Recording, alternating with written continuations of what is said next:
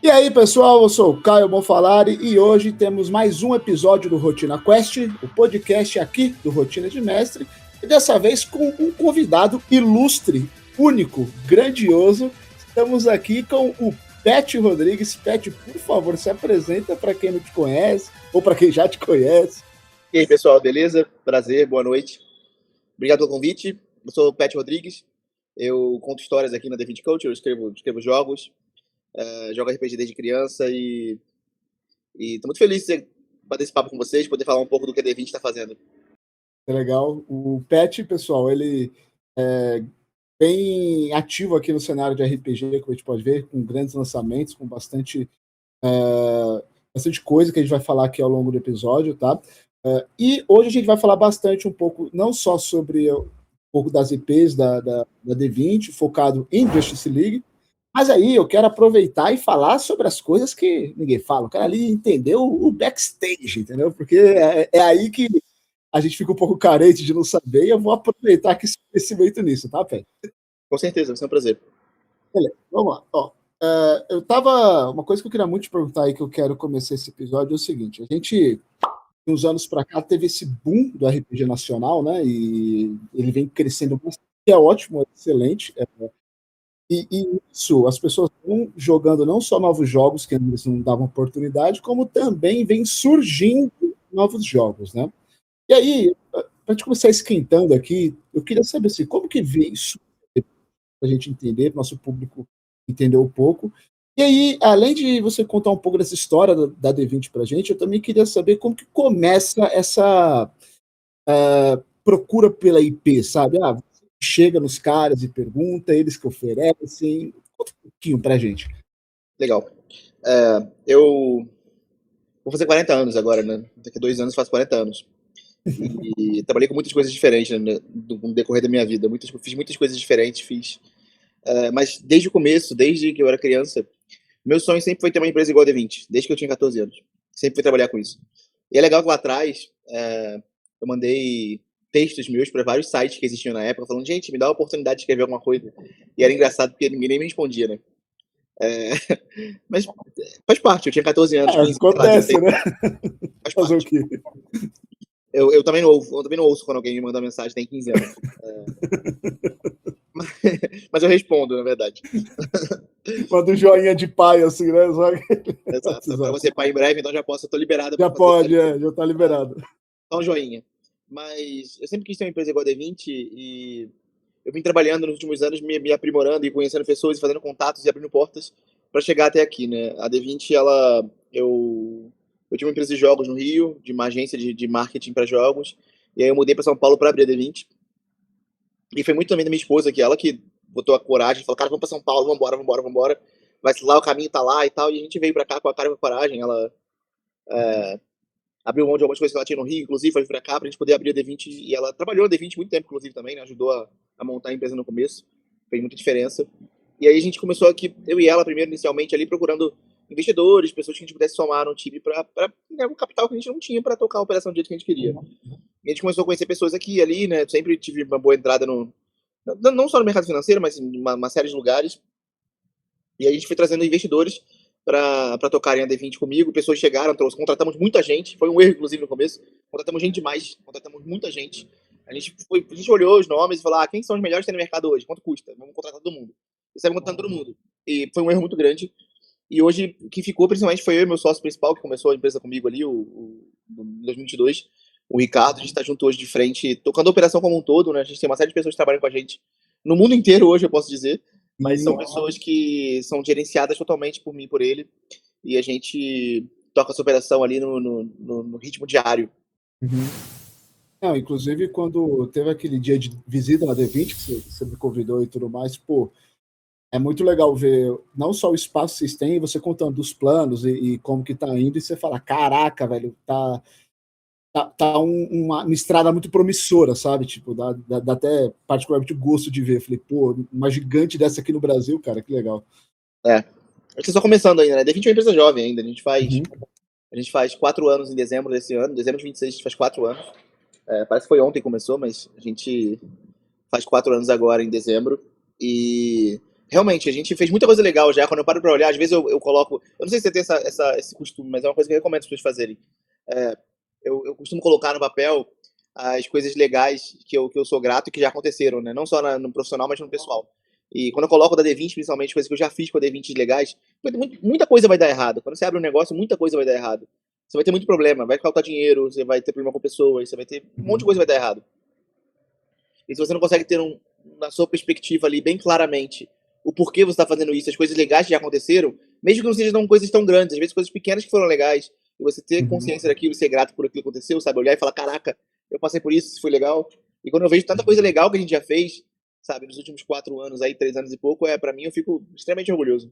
O próprio, particularmente, o conteúdo de vocês que eu mais consumi foi na época do Avatar ali, né? Que teve toda aquela. Inclusive tá aqui no fundo, tá passando a nossa mesinha de Avatar ali no fundo. Legal.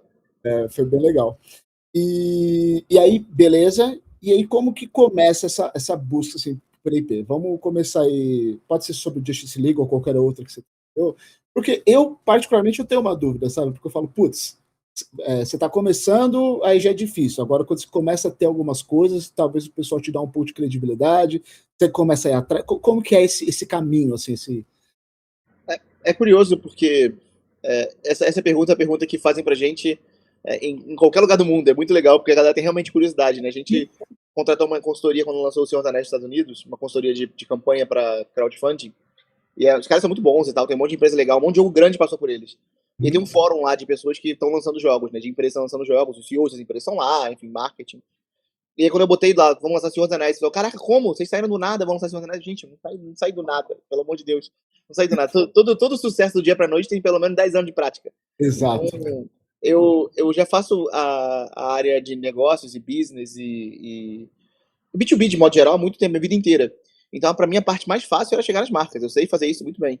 Eu consigo fazer isso, assim, de olhos fechados. O que eu precisava era mostrar pra eles que a minha empresa, que a D20, era legal bastante pra chamar a atenção deles. Entendi. E foram uma série de tentativas e erros que deram errado ali, que não foram pra frente, que não tiveram resultado. O caso do Avatar mesmo foi um caso muito emblemático, porque a gente não tinha nada.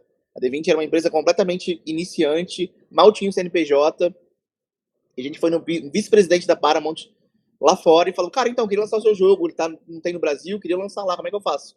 E aí o cara falou, legal, o que vocês têm aí? A gente tem isso, isso e isso, tem isso aqui de sócio e tal, não sei o que. Na época era eu e o Ricardo, praticamente, o irmão dele.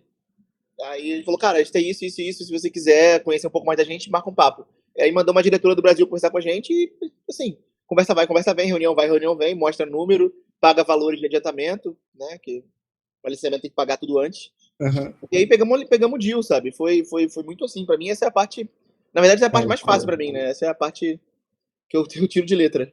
Cara, o pior que pra mim é muito louco, porque você, tipo, lógico, você já tá no mercado há anos, então você entende, mas pra mim, tivemos umas conversas, conversamos, toma Avatar. Como assim, já? Olha o tamanho de Avatar, velho, sabe? Tem muita IP que é engraçado que a gente fala esse exemplo algumas vezes.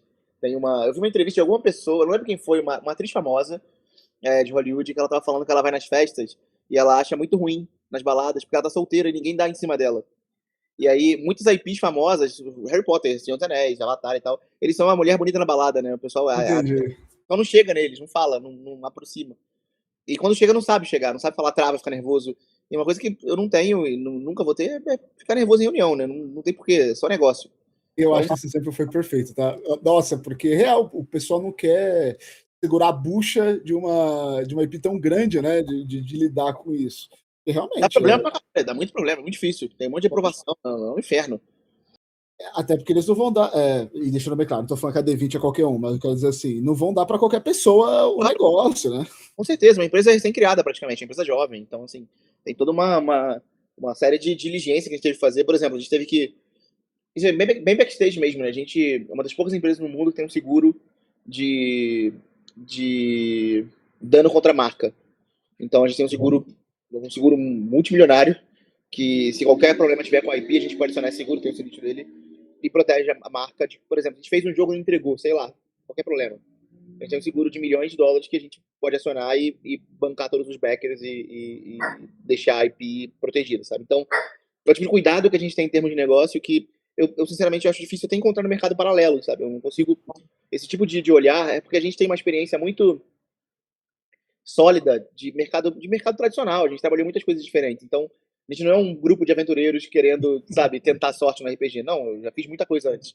Tenho experiência em vários mercados, já fiz um monte de coisas diferentes, gerenciei empresas diferentes, meus sócios também. Então, quebramos a cara em outros negócios, falimos outros negócios.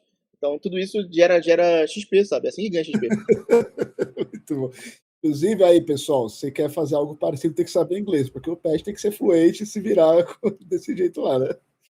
Sim, né? Não faz. Cara, sem falar inglês não rola. Não rola. Inclusive, o Lucas, é engraçado que o Lucas briga muito comigo, a gente fala muito, a gente fala várias vezes por dia, todos os dias, durante toda a semana. Domingo à noite tem uma ideia, tem que falar de jogo. E tem grupos de playtesters com pessoas da comunidade que a gente testa os jogos também. E é engraçado que ele dá muito esporro. Eu dei uma ideia, às vezes tem uma ideia à noite, escrevo, mando pra ele. Ele fala, pô, Pet, você mistura muito português e inglês, cara. Eu tenho um amigo assim também, cara.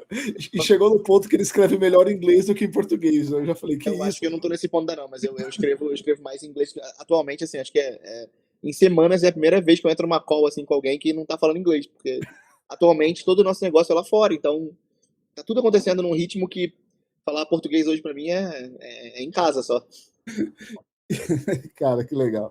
E aí, vou te perguntar outra coisa. A gente pega esse momento D20 agora, que a gente, tanto a gente já conversou, quanto é o que as pessoas conseguem ver, comparando um pouco de traduzir só jogos, não que vocês não façam, mas vocês estão parando um pouco isso e agora estão criando os próprios jogos. Como que é essa transição, Pet? As diferenças que tem, como que foi isso? Quando a gente começou o D20, a gente lançou um jogo de board game, que foi uma IP própria, o Morou. A gente criou um board game. Colecionatório, né? Aquele board game lá, né? Exato. Praticamente esgotou o jogo, vendemos cópia pra caramba. Foi muito legal o jogo. Mas na sequência a gente começou a pensar, e se a gente tivesse uma IP, criasse um jogo com essa IP? E a gente pegou uma IP local, o Castelo Rá-Tim-Bum, fazer coisas do Castelo Rá-Tim-Bum, lançar, e ver o que dava. E aí depois a gente pegou uma IP famosa também, né, no caminho ali, nessa conversa, que lançou até antes, o Avatar. A gente pegou o Avatar e lançou o Avatar localizado, traduziu e lançou no Brasil. Testar todos os ambientes, lançar um jogo com a marca local, brasileira, que é o Castelo Rá-Tim-Bum, criado do zero, lançar um jogo sem marca, que é o Morô, e lançar um jogo famoso, localizado aqui no Brasil. A gente viu todos os caminhos, como é que eles funcionavam. E olhando em termos de... O que foi, Buma? Você quer participar aí? Ei! A gente... Participação da Buma. Uma almofada, você. A gente viu os modelos de negócio, qual dava mais resultado pra gente, qual a gente queria seguir, mas uma coisa que pesou muito não foi nem o retorno financeiro, cara. Por mais que seja um negócio, o que pesou mais pra gente, eu e o Ricardo, a gente fala muito sobre isso, é a satisfação pessoal de você criar alguma coisa que você sabe que vai ser maior do que você. Então a gente cria um jogo com Jesse League, por exemplo, ele vai estar aí vendendo por anos, vai estar aí, sabe, no futuro, vocês vão olhar e falar, caraca, olha o jogo que meu avô fez. Sabe? Então isso pra gente é muito satisfatório, é uma coisa que a gente queria muito construir, sabe? Uma coisa que fosse maior do que a gente. Então, essa migração, ela foi, óbvio, né? Para ter um mercado global, a gente, desde o começo da D20, por isso o nome é D20 Culture, o nome é D20 Culture, todo em inglês, desde o começo, desde o dia zero. Ela foi pensada para ser internacional desde o começo, mas foi um pouco de mistura de legado com faturamento, sabe? Acho que os dois pesaram ali em igual medida. Legal. E no caso do Moro, vou para o Moro e o Justice League agora, mas quais as principais diferenças que você vê assim, entre os dois? Que você consegue trazer para a gente? Cara, esse aqui é o internacional, esse é o nacional, esse é mais fácil por causa disso, mais difícil por causa disso. Traz um pouquinho para a gente. A principal diferença de trabalhar com IP, a gente tem trabalhando com algumas agora, tem uns 6 jogos de desenvolvimento agora. Meu bolso, hein, Pet? Meu bolso, pelo amor de Deus. Vamos com calma aí. Vai sair espaçados. Pode deixar que sair espaçados. A gente tem um trabalho de aprovação muito intenso quando trabalha com IP. E é muito curioso, a gente teve uma reunião hoje com uma marca estrangeira de IPs, tem algumas IPs nos guarda-chuva deles, e aí o cara falou, vocês são uma empresa tão pequena, né, porque para o padrão global a gente é uma empresa pequena ainda, a gente é uma empresa, não é uma Wizards, não é uma Paizo. Hasbro, enfim, é do mesmo. Não é uma empresa dessas, sabe? A gente não é nem uma Free League ainda, sabe? A gente tá longe da Free League ainda. Nosso modelo de negócio é aspiracional chegar no tamanho da Free League, pelo menos. Não é ainda. Então, quando fala, como é que uma empresa igual vocês conseguiu uma marca igual, sei lá, Harry Potter, igual DC Comics e tal? Isso são algumas coisas, né, quando trabalha com uma IP famosa. A gente tem um trabalho de de pitch, de negócio, de modelos de negócio muito forte, a gente mostra muito bem para onde a gente quer ir com a marca. E a gente é muito nerd, a gente consegue ser muito nerd nas marcas que a gente trabalha. Então, quando a gente fez a reunião sobre o Senhor dos Anéis com um time de franquias da Warner lá fora, eles sabatinam você, eles fazem 1 milhão de perguntas. Só que terminou a reunião e, assim, o Ricardo e o Marcelo lá estavam dando aula pro pessoal de franquia. Falaram, não, isso aqui é assim e tal, não sei o quê. No Justice League a mesma coisa, sabe? Eu li, sei lá, 20 mil páginas de quadrinhos em 6 meses pra poder fazer o jogo. Falei, vou ler tudo que tem, vou ler tudo que saiu, e tinha o Mark Wade ainda pra tirar dúvida, mas eu Nossa, que foda. devorei. Eu devorei os quadrinhos, eu li muito, li tudo pra chegar lá pronto. Então, quando eles fazem perguntas pra gente, quando tem coisas de aprovação e todo tipo, a gente tá muito preparado. Então, a principal diferença é, no jogo que você cria, você decide quem é, o que, como faz coisas, você decide tudo. Isso é bom e ruim, porque você pode fazer o que você quiser. E às vezes, né, você fala, pô, será que isso é legal? Será que eu boto ou não boto? No caso de uma marca famosa como a DC, no caso do Justice League, principalmente, muita gente nos grupos tal, nas mensagens, fala, você podia colocar isso no jogo, podia colocar aquilo no jogo, por que isso não tem no jogo? Gente, não tem porque o jogo, a marca não é nossa, a marca não é minha.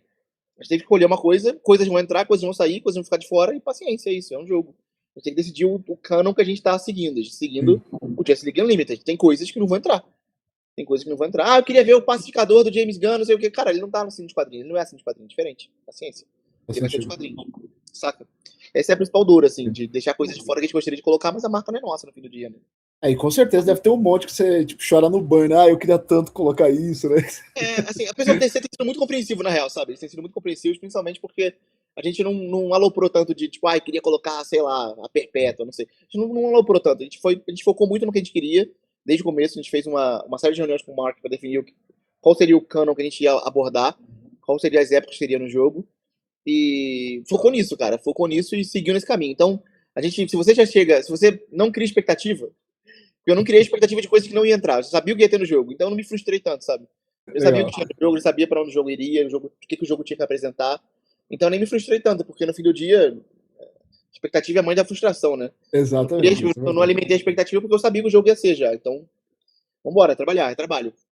E aí, aproveitando que você entrou no Justice League, né? Aí a gente tem esse colosso que, com personagens incríveis que se eu perguntar pra minha avó quem é Superman, ela com certeza vai saber, Superman e Batman. Cara, vamos falar um pouquinho disso. Como que foi esse começo? Como que chegou nesse papo do Justice League? E fala um pouquinho sobre o que é o Justice League, para quem ainda não sabe, pra gente. Boa. O Justice League ele é a mais nova roupagem do RPG oficial do universo DC. É um jogo que a gente criou para, do nosso ponto de vista, corrigir muitas coisas que os jogos de heróis sempre falharam. Que é, principalmente, os jogos de heróis sempre focaram muito em tabelas precisas para tudo que os poderes fazem, sabe? Isso é muito intimidador para novos jogadores. Então, acho que um dos motivos que os jogos de heróis sempre perderam para os jogos de fantasia é, pela falta de suplementos, e 2, porque o jogo é complexo. É mais fácil você pegar um machado e rodar para um lado e pro outro matando um orc do que você saber quantos quilômetros o Flash corre por segundo, sabe? Então, essa é uma coisa que a gente queria trabalhar e corrigir da nossa visão, é um problema, na minha visão como game designer e como jogador é uma falha. Porque se eu vejo uma pessoa vendo um filme de Super-Homem, o cara fala, que legal, caraca, legal o Lanterna Verde, como é que vai jogar com ele? Caraca, você precisa ter esse cálculo aqui de massa do construto que você faz. O cara fala, vai se fuder. Sabe, não vai jogar. Então, agora o cara olhar e falar, pô, você tem esse anel aqui, você aperta esse botão e faz boom. Legal pra caralho. Isso é o que a gente queria passar de imagem. Obviamente o jogo tem camadas táticas superiores que quem é jogador mais experiente, olhando o livro como um todo, o livro tem mais de 300 páginas, vai notar como fazer builds melhores, como criar personagens mais otimizados, tanto para resgate como para ação. Mas a gente quis trazer um jogo de RPG onde você de fato se sente como um herói, onde você é um herói. Então o jogo é colocar o jogador no centro da narrativa de você é um herói, seja você jogando com o herói clássico ou criando sua própria lenda e interagindo com o universo DC. Então o objetivo do jogo é criar um jogo onde você é um herói. E trabalhar com a DC foi muito louco porque quando a gente fez o acordo com a Warner, a gente pegou uma série de IPs, pagou, né, e tal, enfim, fortuna. E aí eu queria desde o começo trabalhar com Justice League Unlimited a animação. Eu não sei se foi um erro de e-mail, alguém, um telefone sem fio, porque em algum momento algum diretor da Warner lá de fora virou e falou, não, o quadrinho da Warner tá liberado, o Justice League Unlimited é novo, pode fazer. Eu não queria fazer o quadrinho, eu queria fazer a animação. E aí, quando eu vi que eu podia fazer a animação tinha limitações. O quadrinho não, o quadrinho podia fazer qualquer coisa. E, cara, eu não sabia que eu podia pegar o quadrinho, eu não sabia que estava incluído no meu deal. Aí eu fui confirmar com nossos contatos lá na Warner, advogado e tal. Falou, você pode fazer assim. Eu falei, então, foda-se, vai ser quadrinho agora. Como é que é? Eu joguei verde com limadura. Foi uma coincidência até, eu acho, não sei. Foi uma coincidência, eu acho. Porque o Justice League, a animação, o Justice League Unlimited, ele nem tem mais no Brasil. Ele não tá disponível no Brasil. E ele tem uma série de complicações burocráticas para trabalhar com ele, né? Ele é do Bruce Timm, da galera do Bruce Timm e tal. Então, pra própria Warner trabalhar com ele é difícil. E aí, a gente com quadrinho não. Quadrinho é, sabe, é DC ali. Você vai direto no DC e falar com eles, sabe? Então, E a essência da parada, querendo ou não, né? Tipo, é de é a lá que origem. surgiu. Eu fico pensando, uma coisa que até quando eu joguei, né? Fui beta tester, tá? Fui tester aí do Justice League. Uma coisa que eu até comentei com o Lucas quando ele veio aqui, eu senti muito que eu gostei do Justice League, é como ele consegue te limitar até certo ponto, mas ele te deixa livre. Eu acho que vocês encontraram um meio termo bem legal. E como que foi para chegar nesse meio termo? Como foram as conversas ali? Cara, muito teste, muito teste. Na verdade, o Justice League ele roda na engine de Entropia, que foi um jogo que eu criei. Pô, O Entropia eu criei lá atrás, algum tempo atrás, antes até do Lucas vir trabalhar aqui, porque eu queria jogar Dragon Ball com os amigos meus de infância, online. muito Só bom que eu tô Dragon Ball, narrando né? RPG há muitos anos. E aí eu tô narrando em stream Dungeons and Dragons, e ele tem uma série de limitações. Aí meus amigos, vou jogar Dungeons and Dragons, vamos jogar. Eu falei, gente, não dá, não tem tempo de ficar jogando Dungeons and Dragons. Eu trabalho com isso, não dá. A batalha é muito longa. Você botar 10 bichos vai demorar 10 horas pra acabar o combate, não é legal. Exato.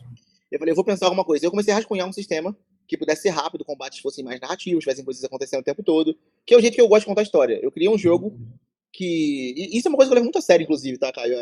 Eu faço coisas que eu acharia legal de receber como consumidor. Então, quando eu crio um episódio, quando eu crio uma campanha, eu crio uma que eu gostaria de assistir. Quando eu escrevo um jogo, eu escrevo um que eu gostaria de jogar. Por sorte, mais pessoas gostam e jogam também. Mas Deus me livre criar um negócio que eu achei uma merda, sabe? Que eu fiz só por dinheiro. Eu não quero fazer isso. Então, o Entropia eu criei pra ser um jogo que eu gostaria de jogar, que eu jogaria com meus amigos. E aí, logo depois, começaram a surgir um monte de IPs que a gente tinha pra trabalhar. Eu falei, pô, legal, não consigo fazer sozinho, preciso de alguém melhor que eu pra fazer coisas que eu não sei fazer. Aí conheci o Lucas no DOF, trouxe ele pro time pra gente começar a desenvolver uma Entropia pra receber, pra ser a casa de todas as IPs que a gente tá contratado agora, né? Pelos próximos, sei lá, 6 anos. Então a gente tem um monte de coisa pra lançar ainda com a Entropia, mas o jogo foi pensado para ser um jogo rápido, um jogo narrativo, um jogo que você consegue realmente se divertir ali, interagindo do jeito que você acha mais interessante, sabe? Não tá preso a classe, não tá preso a sistemas de evolução, tem árvores de evolução muito, muito amplas. E para balancear isso, cara, foi teste, muito teste. Muito tentativa e erro, muito teste, muita mesa, centenas de horas jogadas. A gente fez alguns desafios, inclusive, até jogando a Aurora Dourada mesmo, foram vários episódios com pessoas de mentalidade diferente. Gente que não conhece a DC, gente que conhece a DC, jogou com o Chico Barney, jogou com, sabe, uma galera. Trouxe dubladores da DC pra jogar. Joguei com o Briggs, cara. O Briggs jogou de Super-Homem. Cara, nossa, É muito velho, doido isso, né? legal, velho. Enfim, eu fiz muita coisa legal realmente com esse jogo já. E também a gente fez o D20 KO, né? A gente pegou um monte de gente combeira pra fazer ficha e testar o Esse limite. eu achei legal, Pet. Ó, esse aqui eu vou bater palma pra você, porque foi genial esse D20 KO, Valeu. cara. Olha, eu não vi todos, eu vi acho que só o primeiro, o segundo, o primeiro inteiro, alguma coisa assim. E aí é uma coisa que o pessoal tem muito medo de outros sistemas, que é fazer o X1 com os combeiros, porque aí demora, nossa, é uma odisseia para fazer. E ali fluiu super legal, cara. Eu achei muito foda. E a galera não tinha lido o sistema, muita gente não tinha lido o sistema, leu na hora. O Hakim foi o único que leu o jogo, o Hakim e o Gabriel, né? Foram os que leu o jogo antes. Os outros pegaram ali e fizeram ficha na hora, sabe? Pegaram matemática ali e foram fazendo e tal. Pegaram coisas legais, tipo, isso aqui faz barulho, isso aqui solta dano, vou pegar isso aqui, e foi fazer a ficha. Então, é um jogo que não exige tanto pra você sentar e jogar. Óbvio, pra você dominar e fazer coisas mais complexas, exige leitura, mas você pode sentar e jogar, sabe? É um jogo divertido. Então, a gente fez muitas coisas pra testar o jogo, pra estressar o jogo ao limite, pra deixar o jogo o mais redondo possível. E ainda assim, agora, essa semana passada, a gente passou pela última grande atualização do jogo antes de lançar nos Estados Unidos, que é a mudança de todo o sistema. A gente mudou todo o sistema de defesa do jogo. Isso mudou todo o balanceamento do jogo. Porque o jogo não tava ficando legal. Eu tô jogando agora Aurora Dourada, o final da Aurora Dourada, Tier A, Tier S. E o jogo não tá tão legal pra mim do que eu gostaria, não ficou do jeito que eu queria pro nível mais altos. E a gente começou a fazer playtests com a galera da comunidade lá, nossos playtesters, e eles fazendo fichas completamente assombrosas, assim, negócio, aberrações. Falei, gente, o jogo não é pra isso, tá errado. Então a gente tá jogando, o jogo tá dando coisas erradas, precisa melhorar. Então a gente passou por um rework de toda a parte de defesa do jogo. O jogo tá bem melhor agora, bem mais tático, e agora eu tô satisfeito do jogo. O jogo tá pronto agora. Então ainda assim, Você vê, o jogo tava pronto já, vamos lançar nos Estados Unidos e não, tem coisa pra mudar ainda, sabe? Até Cara, ir pra fábrica as coisas mudam ainda. Falam que quando vai pra fábrica também dá pra mudar alguma coisinha no Tá, período tá, ainda, não dá? tá. Sempre dá, sempre dá. Até ali, até antes de imprimir ali, você consegue mexer no jogo, fazer, enfim, ajustes, atualizações, o tempo todo você consegue deixar ele o mais redondo possível pra, cara, pra evitar, a gente é muito preciosista com o que a gente entrega, né? Então, eu quero ter o máximo de cuidado possível pra entregar o jogo mais redondo possível, sabe? O jogo mais perfeito possível. E aproveitando que a gente está falando um pouquinho de balanceamento, é uma coisa que eu lembro que a gente perguntou lá quando teve o Geraldo D20, e você mencionou sobre os tiers, eu acho importante a gente falar um pouquinho para a galera que não conhece. Como que vem esse equilíbrio por parte dos tiers? Fala um pouco sobre os tiers, como que eles funcionam, para que eles servem. Legal, os tiers no Justice League, eles dividem os heróis nas escalas que eles atuam. Então a gente tem os tiers D, que são os heróis de rua e os heróis em início de carreira, origem. Então você pode ser um Kryptoniano tier D, que você acabou de aprender a usar seus poderes, está dominando os poderes ainda. Então você é um Kryptoniano, você é forte pra caramba, você é invulnerável, você faz um monte de coisa. Mas você não sabe usar os poderes direito ainda. Sabe o Clark em Smallville, sabe? Que ele não conseguia ouvir as Ai, coisas. eu adoro Smallville, cara. É legal, é legal.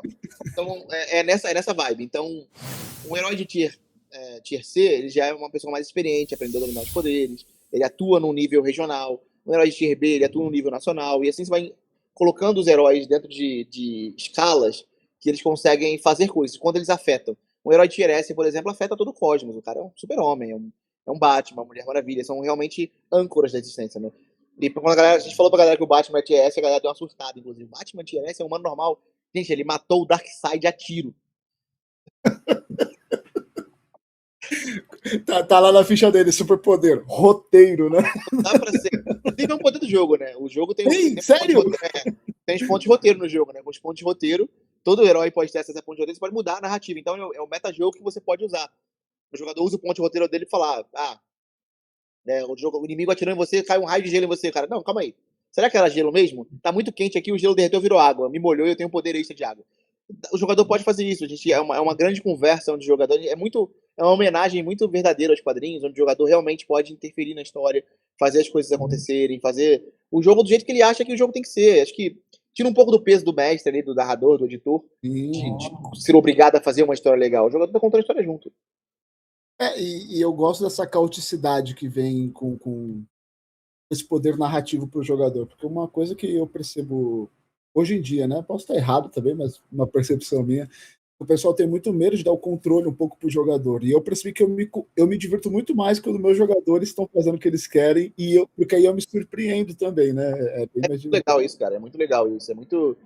É um jogo que você pode narrar com pouquíssimo. Esse jogo, decidir que você pode ser um editor de uma história com pouquíssima preparação prévia. Você pode deixar muitas coisas acontecendo. Pega uma cena, inclusive um dos livros do jogo, que é o livro de Crises e Ameaças, ele vem com aventuras curtas plug and play, aventuras de 40 minutos, que você tem uma cena. É uma cena acontecendo. Você pega um herói pronto, um super-homem, pega um Batman, qualquer herói pronto, de acordo com o tier da aventura. Hum. E aí, por exemplo, incêndio em Gotham. Ataque em Metrópolis. Você vai lá e tem que resolver. É uma cena. Então, se seus amigos estão em casa, quer jogar uma aventura curta de 40 minutos, você senta, é uma cena, salva pessoas, dá soco num vilão, resolve o dia. Muito legal, cara. Legal. E assim, ainda sobre os tiers, você falou que sobre eles comportam principalmente a escala, né, do perigo que a gente está Onde ele enfrentando. atua. Isso. Mas aí vem aquela pergunta, né? Beleza, você estava falando que o Batman é tier S e o Superman também, mas um é incrivelmente mais poderoso do que o outro. Como isso se reflete no sistema? É através dos pontos? Um pouco mais de parte de design do jogo. Um Tier S, por exemplo, ele tem 250 pontos disponíveis para gastar. E os pontos, eles não são um para um. Cada coisa custa coisa diferente. Então, poderes custam pontos diferentes. Os conhecimentos, tem os traços, tem tudo isso que você pode comprar.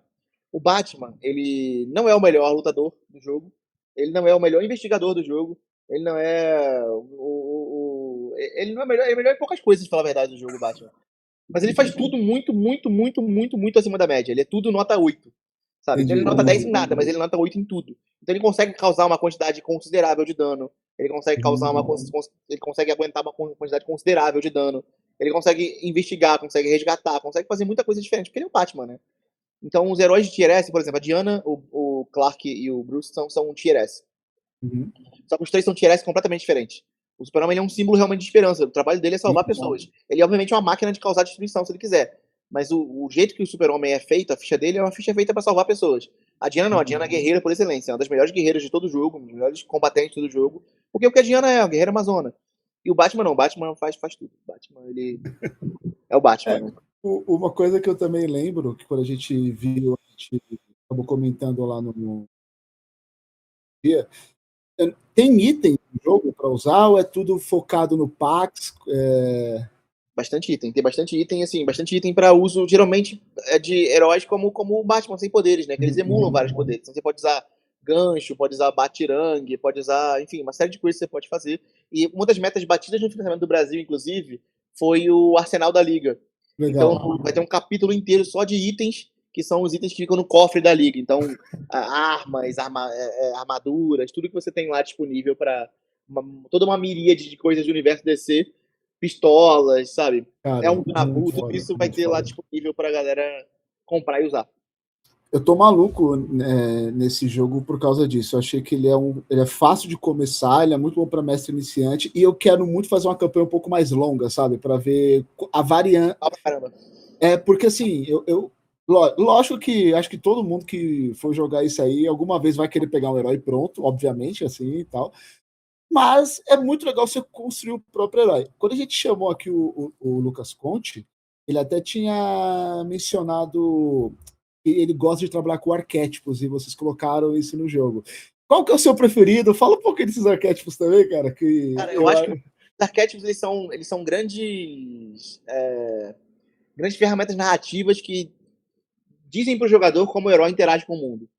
Então, por exemplo, tem um arquétipo que é o Cavaleiro das Trevas. Você quer um herói mais sombrio, que, sabe, lida com a noite e tal. Ou um Campeão da Manhã, você é um símbolo da esperança. As pessoas olham pra você quando as coisas estão dando errado, sabe? Esses arquétipos, eles não são específicos de heróis.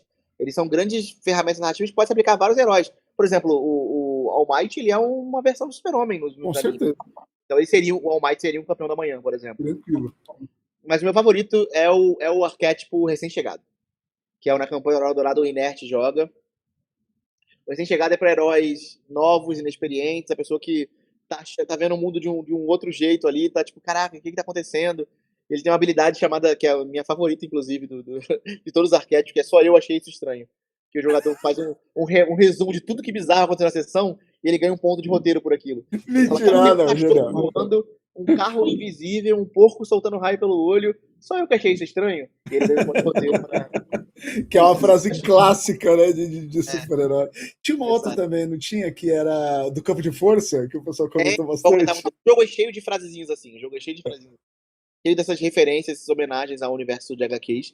Porque o jogo, no fim do dia, ele é isso, cara. A gente. Se você parar pra ler, não sei o quanto de quadrinho você costuma ler, mas se você parar pra ler a obra atual do Wade, o Unlimited, o World's Finest, o que ele vem escrevendo, muita gente fala, ai, falta profundidade, ai, não é uma história igual Kingdom Come, ele é uma história mais leve. Mas a história do Wade hoje são muito uma homenagem à Era de Prata dos heróis. Uhum. É uma homenagem aos absurdos, muitas coisas loucas acontecendo ao mesmo tempo. E o Justice League Unlimited, o quadrinho, ele é assim, nosso jogo é da mesma forma. Você pode estar numa cidade lutando com um Coringa, e aí você jogou um dado de crise e agora tem dinossauro na cidade. Paciência, irmão, vai ter que lidar com o dinossauro agora. E fala pro pessoal, então, o que é o dado de crise, então. DC, O dado de inclusive. crise Hein? é uma ferramenta de controle do universo. O nome do jogo é Entropia, e é uma ferramenta que você, quando o jogador força demais o universo, quando ele usa ponto de roteiro para mudar o universo ao bel prazer, que o jogador pode usar ponto de roteiro para mudar o universo, ele rola um dado. Se cair um número igual ao número usado de ponto de roteiro na edição, você rola um dado de crise. Então, quando o dado de crise tem 1 a 20, é um D20, e todos os resultados são catastróficos. Acho que em Aurora Dourada a gente conseguiu quase todos já. Eles são muito zarados com os dados. Tem, por exemplo, um que é a troca de corpos.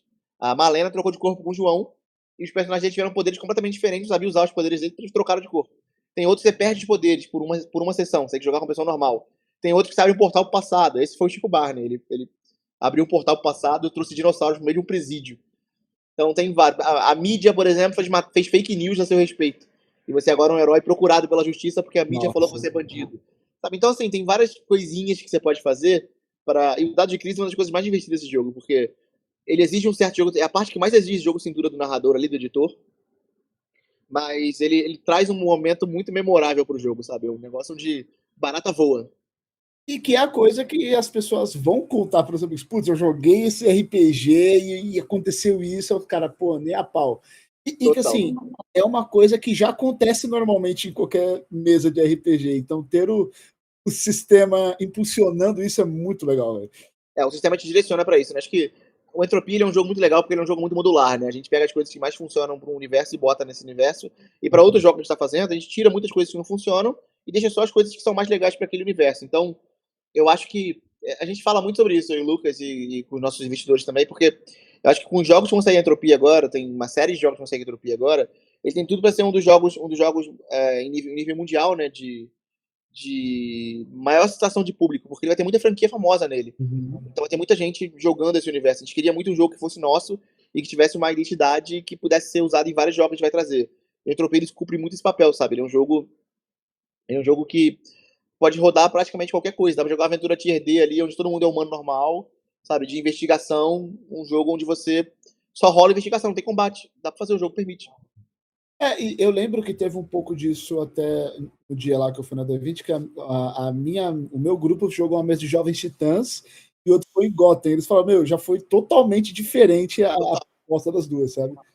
Total, então, o jogo consegue te dar essa profundidade de você fazer histórias muito diferentes, sabe? Isso eu acho que é uma das coisas mais legais desse jogo, assim, você consegue fazer Gotham e consegue fazer os Lanternas Verdes, sabe? Isso é muito legal, Nossa, velho, os Lanternas Verdes ia ser legal, uma mesa só de Lanterna Verde, cara, olha dá, isso, velho. dá pra fazer, dá E pra fazer, é legal. também uma coisa, ainda sobre o jogo, mas é um pouco menos a parte de design assim dele. Eu vi que tem ilustradores oficiais de quadrinhos da DC, né? E como que foi? Isso eu teria ficado maluco de conversar com os caras, sabe?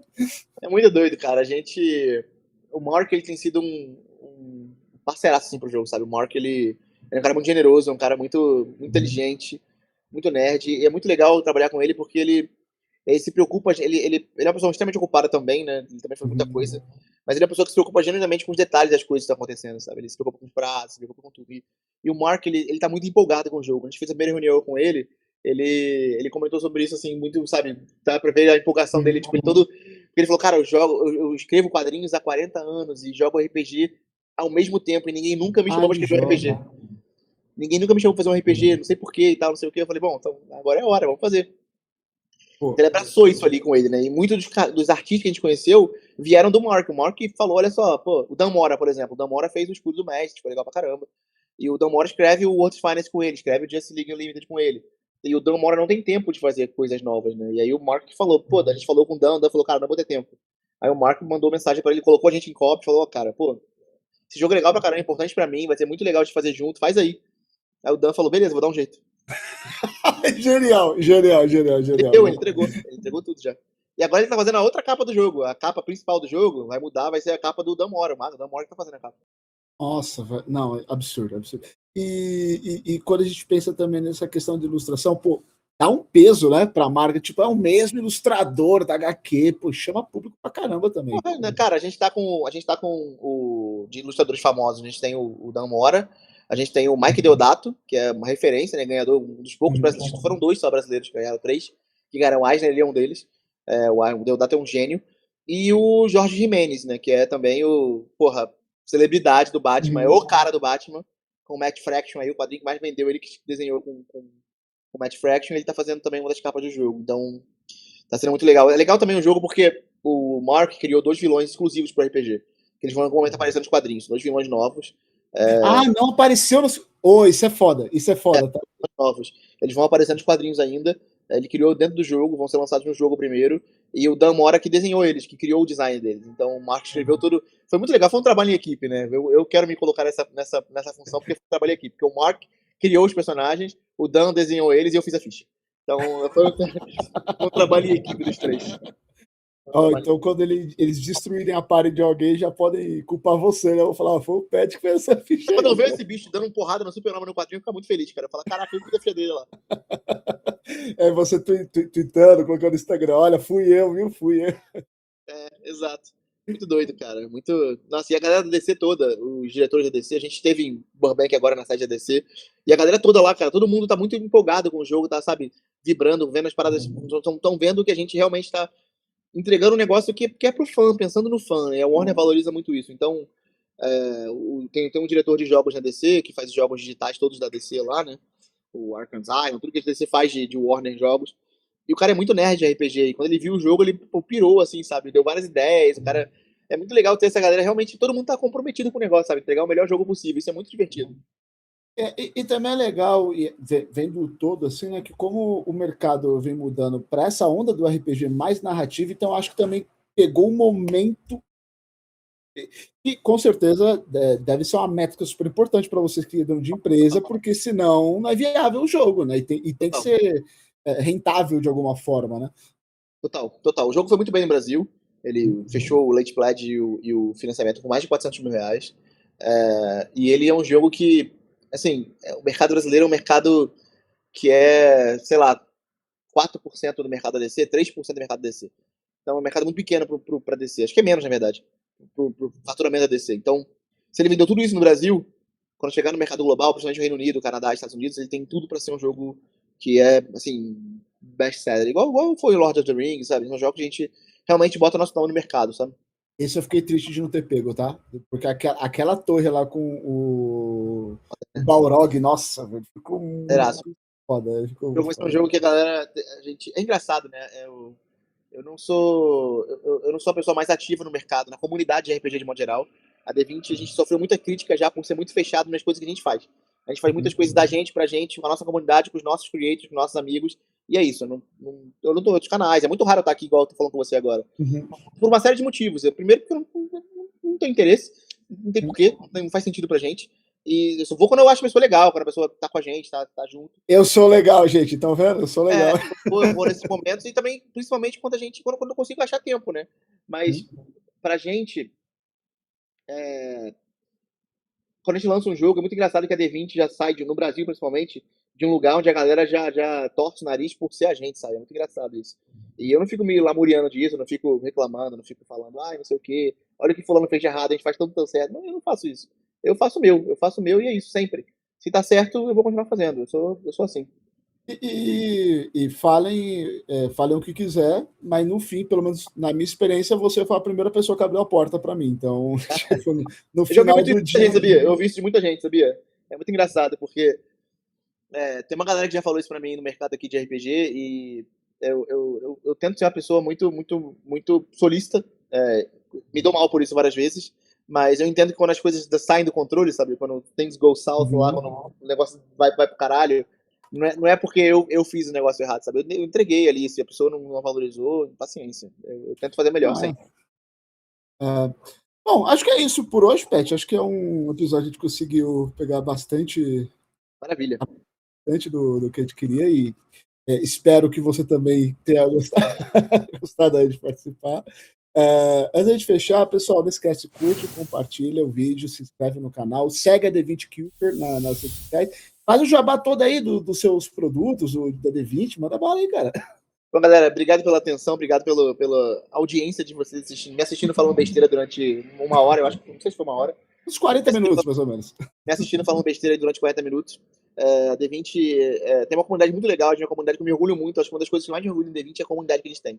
Você vai nos nossos grupos, nosso WhatsApp, nosso Discord, nossas redes sociais, você vê que a galera é muito acolhedora, todo mundo tá ali pelo mesmo propósito, sabe? De fazer um negócio legal. Você não vai ver, galera. Isso é muito importante pra mim, inclusive, porque seria muito desgastante estar na comunidade, tem todo mundo brigando o tempo todo mundo, sabe, tretando o tempo todo. Eu não gosto dessas coisas, eu não sou assim na minha vida, eu não quero isso pro meu negócio.